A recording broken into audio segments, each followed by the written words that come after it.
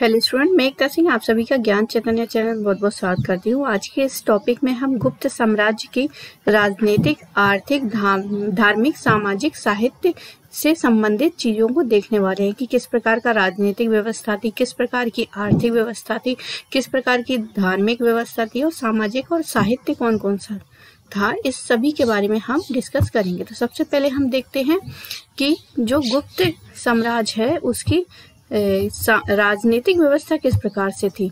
तो अगर हम राजनीति की बात करें तो सबसे पहले इसमें राजत्व का सिद्धांत आता है।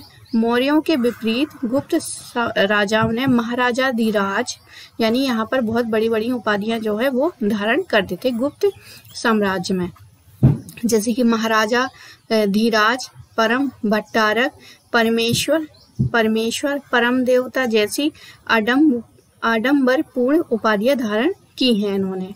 राजा की देवीय उत्पत्ति का सिद्धांत जो मनुस्मृति में प्राप्त है, गुप्त युग वालों तक ये अब क्या हो चुका था, बहुत ही लोकप्रिय हो चुका था। तो यहाँ पर जो है देवीय उत्पत्ति का सिद्धांत यानी राजा जो है वो देवीय उत्पत्ति है। तो ये सिद्धांत जो है गुप्त साम्राज्य में बहुत अच्छे से हमें देखने को मिलता है।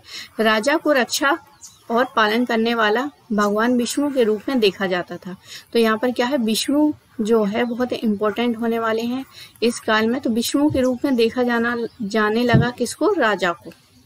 आगे है राज सत्ता की देवी जो है उनको लक्ष्मी, चूंकि जो विष्णु जी की पत्नी है वो लक्ष्मी है, तो राज सत्ता की देवी किसको, लक्ष्मी विष्णु की पत्नी के रूप में सिक्कों की पीठ पर सदा अंकित होती रही है। यानी गुप्त साम्राज्य में जितने भी सिक्के हैं अगर उसमें किसी लेडीज का जो चित्रांकन है उसमें उसको लक्ष्मी कहा गया है।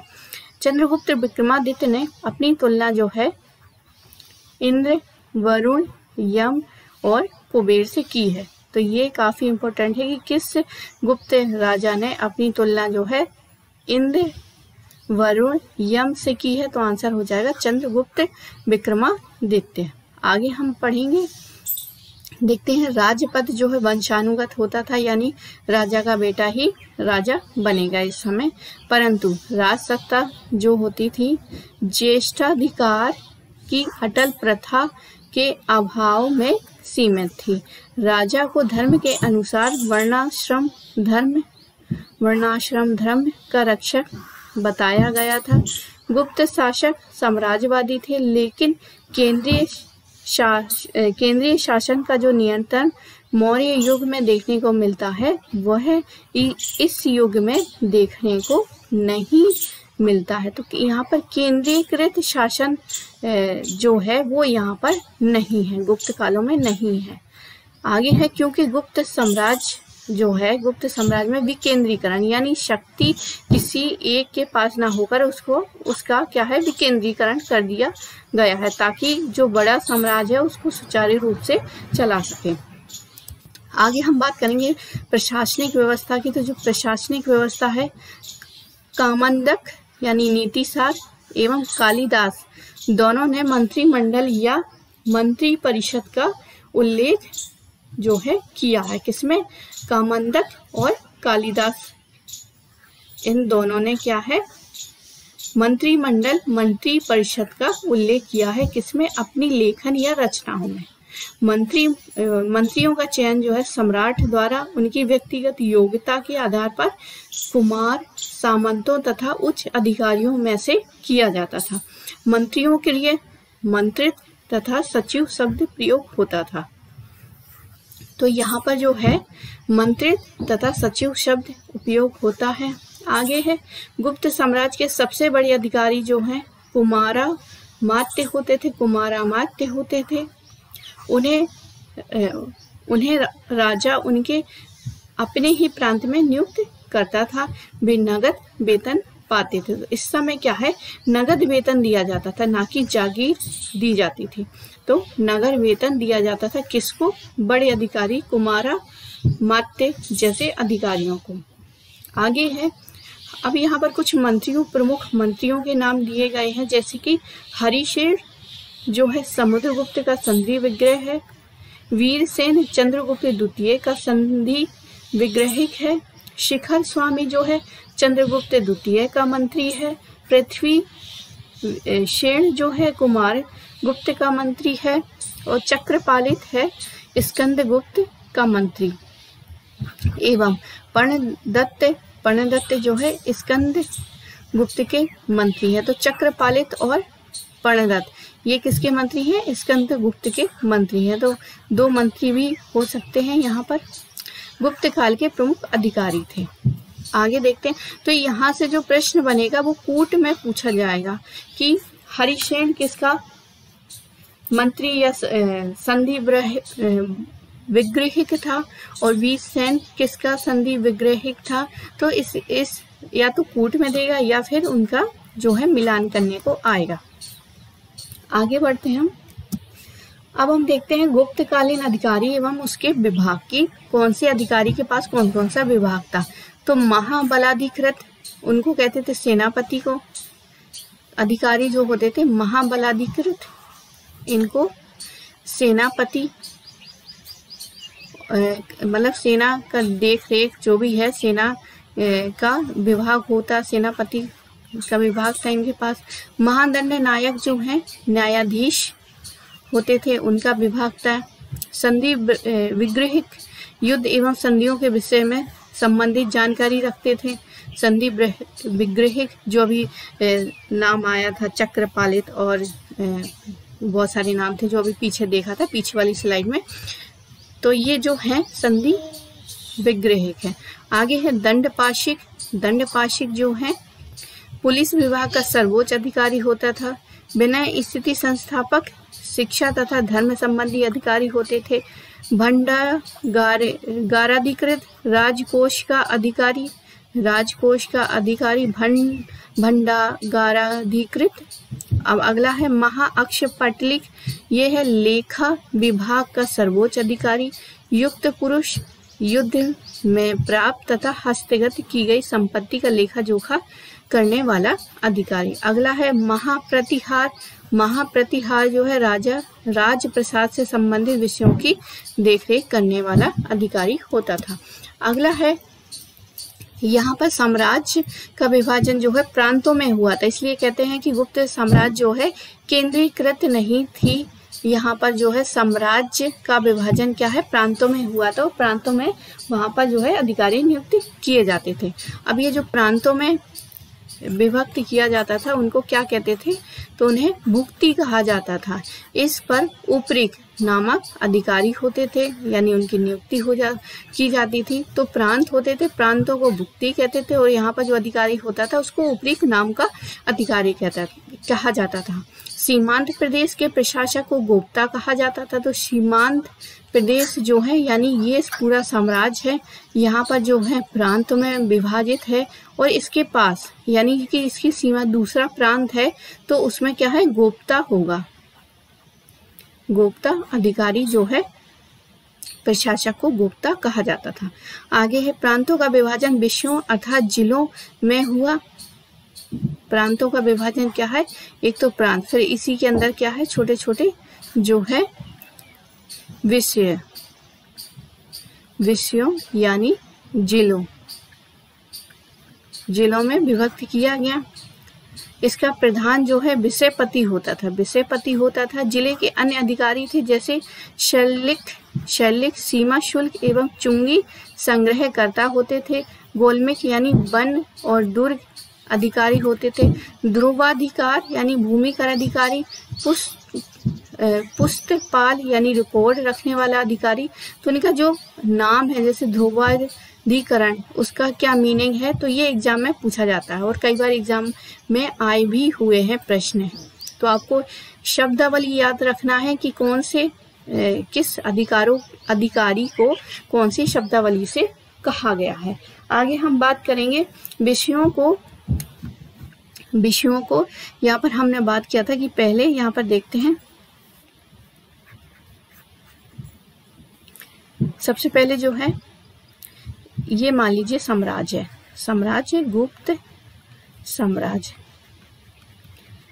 साम्राज्य है यहाँ पर और ये क्या है प्रांतों में बटा हुआ है। ये क्या है प्रांत है।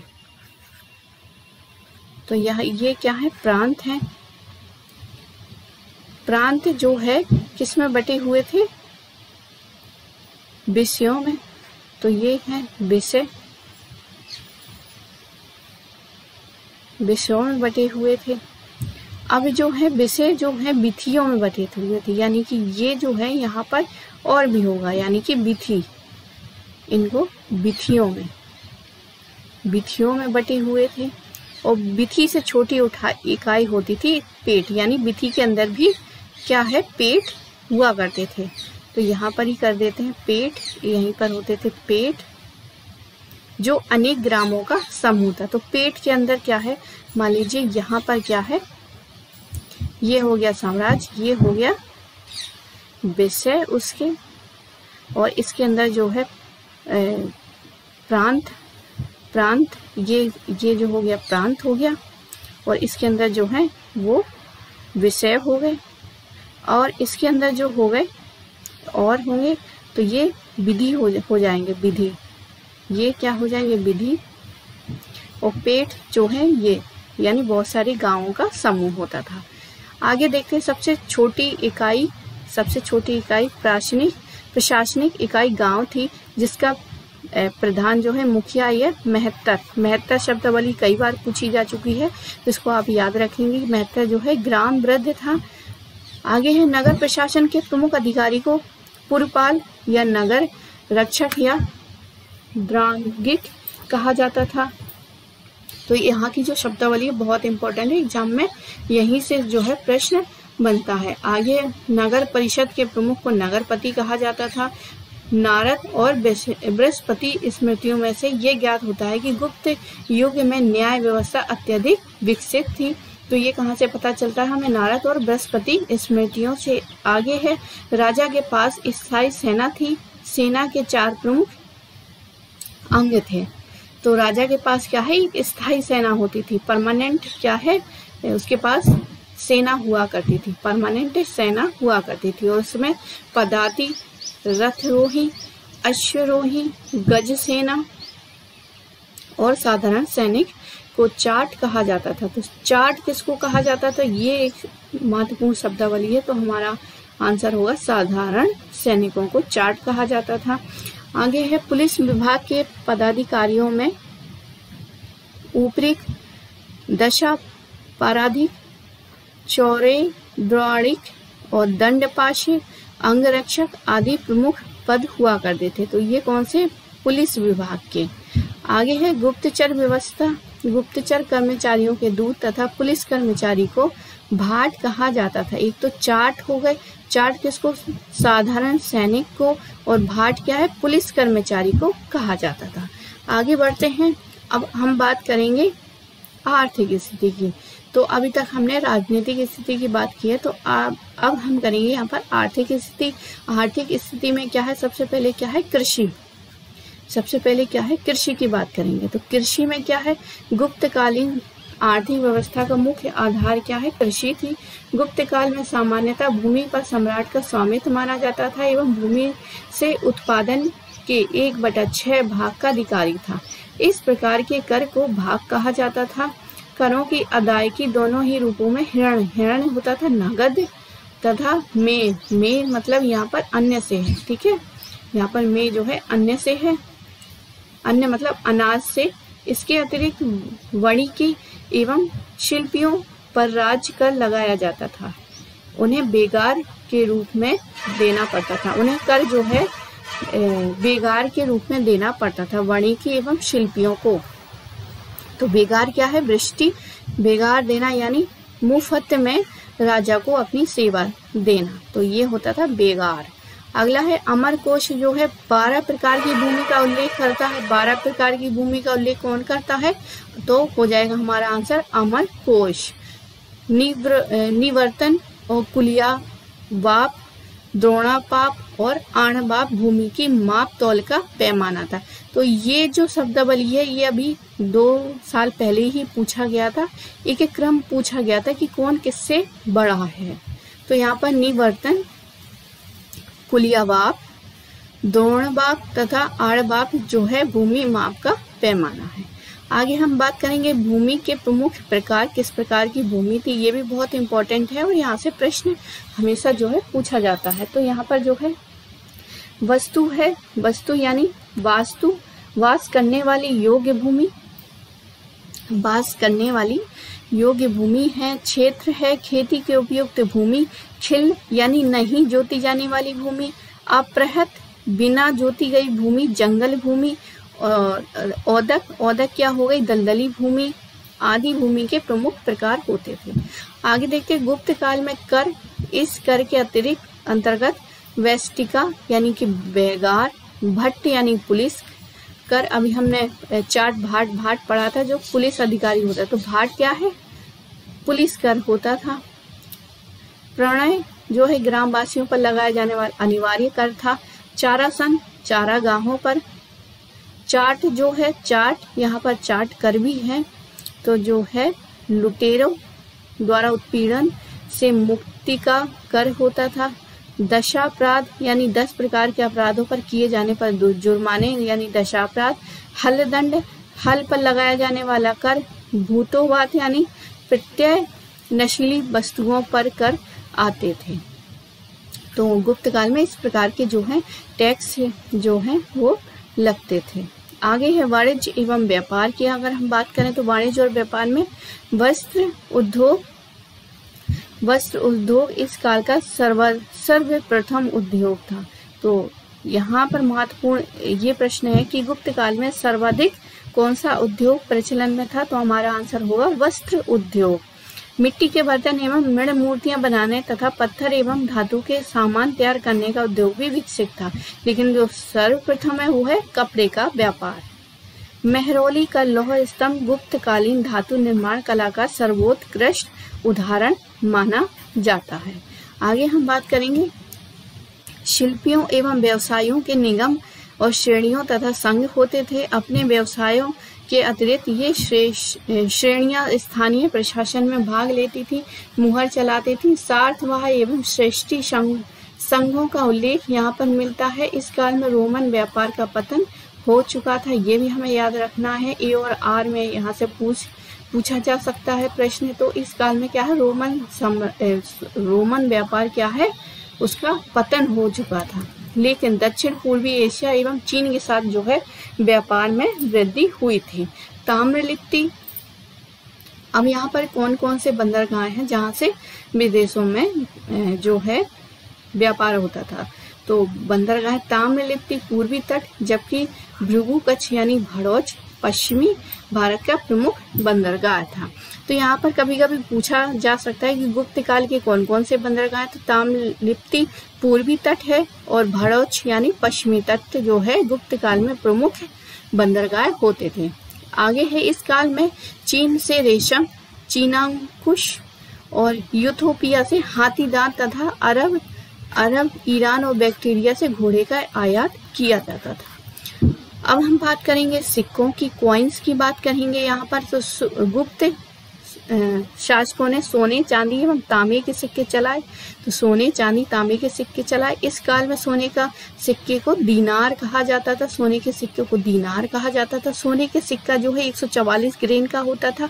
चांदी के सिक्कों का प्रयोग जो है स्थानीय लोगों के लेन देन में किया जाता था, यानी कि स्थानीय मतलब जो है विषयों में क्या होता था, वहां पर क्या चलता था, तो चांदी के सिक्के चलते थे। फायान के अनुसार सामान्य लोग खरीदी और बिक्री करने के लिए कोणी का प्रयोग करते थे। गुप्त शासकों ने सबसे अधिक स्वर्ण मुद्राएं जारी की, तो ये बहुत इंपॉर्टेंट है। सबसे ज्यादा किसने मुद्राएं जारी की, तो सोने की, तो वो आंसर हो जाएगा गुप्त साम्राज्य। इनके तांबे के सिक्के बहुत ही कम मिलते हैं। तांबे के सिक्के चलाए, लेकिन सबसे ज्यादा जो है सोने के सिक्के इन्होंने ढाले और चांदी के सिक्के, और तांबे के सिक्के कम मात्रा में मिलते हैं। अब हम सामाजिक स्थिति की बात करेंगे, तो सामाजिक स्थिति की बात हम अगले वीडियो में करेंगे, क्योंकि यहाँ पर बहुत गर्मी है जिसके कारण वीडियो रिकॉर्ड करने में बहुत दिक्कत होती है। तो अभी तक हम सिर्फ इतनी ही बात करेंगे, एक राजनीतिक और आर्थिक। आगे हम सामाजिक स्थिति की बात करेंगे, तो वो है नेक्स्ट वीडियो में। आई होप आपको ये वीडियो पसंद आया होगा। पसंद आया तो प्लीज लाइक करिए, शेयर कीजिए और सब्सक्राइब कीजिए। आप सभी का बहुत बहुत धन्यवाद। मिलते हैं अगले वीडियो में।